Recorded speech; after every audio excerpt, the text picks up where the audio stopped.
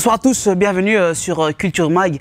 Alors ce soir, on va parler théâtre ou comment passer de la littérature au théâtre, puisque mon invité est un auteur du roman Pam est là et de cette pièce de théâtre même Sherazade rêve d'Hollywood. Alors, est-ce que Sherazade rêve d'Hollywood? On va demander à mon invité, auteur, compositeur, interprète, Souad Mesbahi. Bonsoir. Bonsoir. Salam alaikum. Alaikum salam. Comment allez-vous? Bien, bien, je suis contente en fait. Je découvre l'espace donc. Ouais, ça vous plaît? Ouais, beaucoup. C'est ma première télé donc. Ah, super, on est ravis. J'avais fait des radios avant, mais là c'est la première. On est ravis. Présentez-vous en une phrase pour ceux qui ne vous connaissent pas. Donc, je m'appelle Souad, j'ai 34 ans et je suis auteure et surtout amoureuse des mots et voilà, des romans et voilà. Donc vous êtes auteur. Avant de parler de la pièce de théâtre, même Sherazade rêve d'Hollywood, on va faire un petit portrait de vous. Donc j'ai parlé du roman Pam est là en introduction. Alors, de quoi parle ce roman? Pam est là, c'est un roman d'amour entre deux personnages, Pamela. Donc le titre du roman est Jack Adam. Donc c'est un livre qui se passe entre Paris et New York, oui. Et c'est sur fond de communication avec tout ce qui est moyens modernes comme Internet, les emails et toutes les petites confusions que ça peut engendrer en fait. Donc voilà, donc j'ai voulu raconter une histoire entre deux personnages qui étaient dans deux pays différents, qui utilisaient Internet comme moyen de communication, et je me posais la question, est-ce qu'on peut se retrouver avec ce genre de moyens modernes? Est-ce qu'une histoire d'amour peut exister comme ça? Alors, voilà. Pamela, on voit, c'est un jeu de mots en fait. Pam. Voilà. Pam est là. Ouais, c'est une question et en même temps le nom du personnage principal en fait. Je voulais un petit peu jouer déjà avec le prénom. Alors vous êtes l'auteur de cette pièce, même Sherazade parle d'Hollywood. Comment passer du roman au théâtre? C'est vrai que c'est pas un exercice facile. Ouais. Hein. Je m'en suis rendu compte au moment de l'adaptation du roman de même Sherazade rêve d'Hollywood. Ça m'a pris vraiment pas mal de temps de réflexion parce que c'est une autre façon d'écrire et pratiquement il faut réécrire complètement le roman. Donc on passe pas comme ça facilement. Ça demande une adaptation dans tous les sens du terme en fait. Et comment vous avez eu l'idée d'écrire cette pièce? À la base, c'est un roman donc, que j'ai écrit. J'ai commencé à le faire lire. Donc le personnage plaisait beaucoup. Maintenant, on m'a proposé de l'adapter au théâtre. Ouais. Donc à partir de ce moment-là, l'écriture a été lancée. Voilà. Donc c'est parti de l'idée d'un roman qui a été mis sur les planches. J'aime beaucoup cet exercice parce que ça montre bien qu'on peut faire beaucoup de choses avec l'écriture. Et pourquoi pas le cinéma peut-être? J'espère que ça va être la suite. Donc voilà. Alors avant de parler vraiment de la pièce, on va continuer sur vous. Comment ont été vos débuts? Moi j'ai commencé à peu près il y a 2 ans, très simplement dans ma chambre. Tout récemment? Tout récemment, voilà, dans ma chambre, un stylo, de l'autre côté un petit carnet, prise de notes, etc. Et puis l'ébauche de premières histoires, et romans, et voilà, pièces de théâtre. Donc de façon très simple, je dirais. Et avant ça, vous faisiez quoi? Avant, j'étais dans un autre métier, j'étais opticienne. Donc voilà, magasin, client, vente, lunettes. Donc opticienne, vous passez d'opticienne à romancière, de romancière à oui, voilà, ça a l'air étonnant comme ça. C'est vrai que dit comme ça, ça a l'air... Si je vous dis Atoll les opticiens, vous me dites quoi? Ah bah oui, ça c'est... Optique 2000 par exemple. Voilà, c'est des références que je connais beaucoup, donc voilà, c'est un peu ça ma vie. Oui, donc vous avez... C'est une passion que vous avez eue depuis toute petite, j'imagine. Voilà, c'est la prolongation de quelque chose. Ça a été interrompu parce que voilà, un autre métier entre-temps, mais retour aux premiers amours, je dirais, c'était l'écho de quelque chose à ce moment-là qui devait émerger en fait. Est-ce que comme tous les artistes, la majorité des auteurs, vous avez eu cette envie d'écrire depuis toute petite, d'exprimer votre rage, votre haine, votre amour pour quelqu'un et dessiner ça sur une feuille de papier? Oui, c'est ça en fait, c'est un peu ça l'histoire. Déjà petite, voilà, des carnets, l'écriture, etc. Et puis étrangement, je me suis arrêtée pendant une très très longue période. Et puis c'est revenu par la suite, mais il y avait déjà ça à la base en fait. Alors on va enchaîner, on va parler de la pièce. Concrètement, même Sherazade rêve d'Hollywood, c'est un conte moderne. Alors, c'est quoi un conte moderne? Alors, un conte, c'est parce qu'on connaît tous Scheherazade des Mille et une nuits. C'est inscrit un petit peu dans notre imaginaire. Et voilà, on casse ça avec les codes de la modernité, parce que je présente un personnage en jeans basket. C'est une Scheherazade. Ah oui, Scheherazade, voilà. C'est comme si on faisait Cendrillon en Air Max, voilà, exactement. En Adidas. Voilà, c'est ça exactement. Donc, toujours les mêmes codes, c'est-à-dire il faut qu'elle sauve sa tête, raconter son histoire, jouer sur l'espoir, sur le lendemain, etc. Sauf que cette fois, voilà... Donc partir d'un conte, voilà. d'un ancien conte et le moderniser, voilà. Rajouter sa sauce, etc. Voilà, exactement. Alors, la comédienne Assia El-Mayer, tout à fait, ouais. Qui joue Scheherazade. Ouais. Elle n'est pas là ce soir, donc dites-nous. Donc Assia El-Mayer, c'est une comédienne issue du Conservatoire de Mons. C'est son premier seul en scène et elle joue le personnage de Scheherazade en fait. Donc pendant une heure et demie, voilà, elle raconte sa vie, elle chante, elle danse, elle fait plein de choses sur scène. Voilà, donc, alors c'est un monologue? C'est un monologue, ouais. On voit qu'elle, mais elle joue plusieurs personnages. Alors l'histoire en gros, alors, on va s'attarder un peu sur l'histoire. L'histoire en gros, elle est toute seule sur scène. Elle commence dans sa chambre, je pense. Voilà. C'est ça, Scheherazade écrit. Donc on la voit souvent à sa table écrire une histoire. Sauf que Scheherazade, elle rêve d'écrire un film en fait. Mais elle se rend compte qu'il faut faire beaucoup de choses, il faut faire un casting, il faut trouver des moyens, il faut trouver une caméra.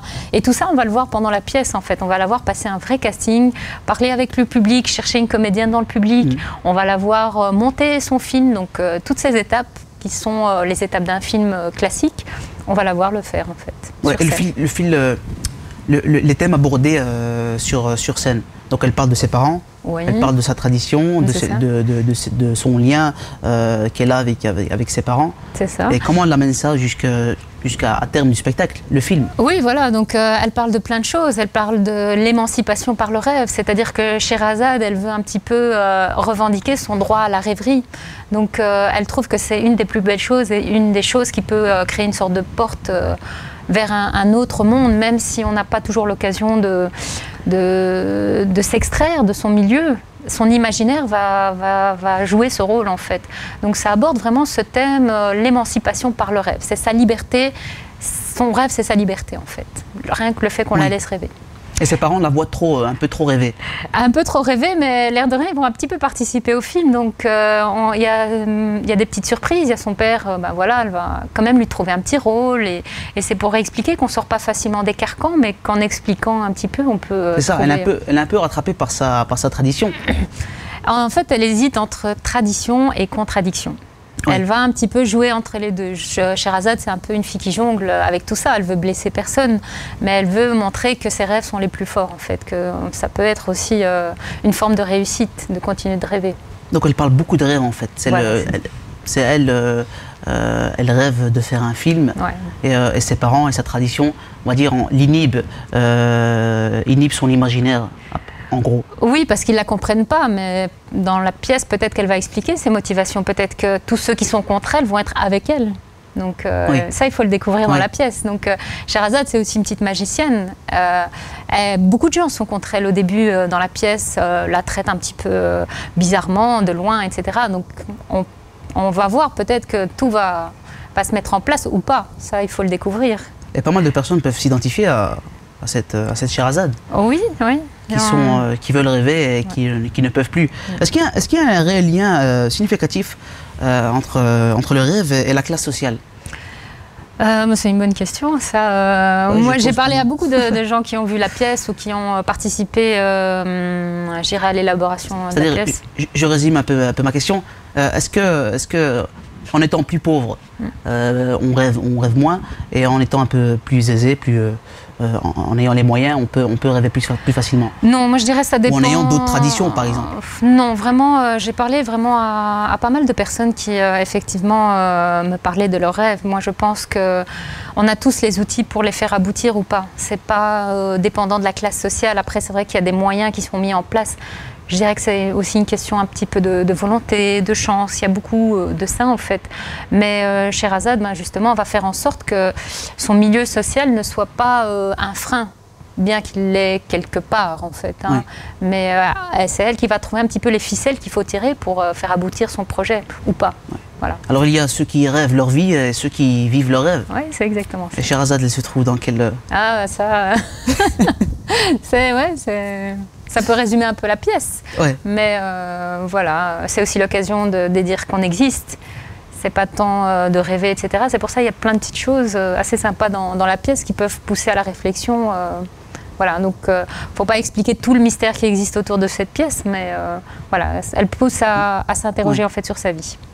Alors vous avez fait votre première il n'y a pas très longtemps à l'espace MAG. C'est ça. Comment ça a été? Très bien, moi j'étais contente. C'était les premières réactions que j'attendais et il y a eu beaucoup de rires, beaucoup de retours.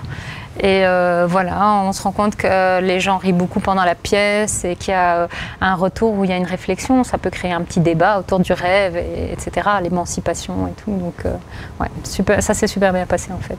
Et il y a d'autres dates? Il y a d'autres dates. Donc cette semaine déjà à la Clarencière, on a fait notre première hier donc, et on reste jusqu'au 15 décembre. Donc du 1er au 15 décembre, 20h30 à la Clarencière.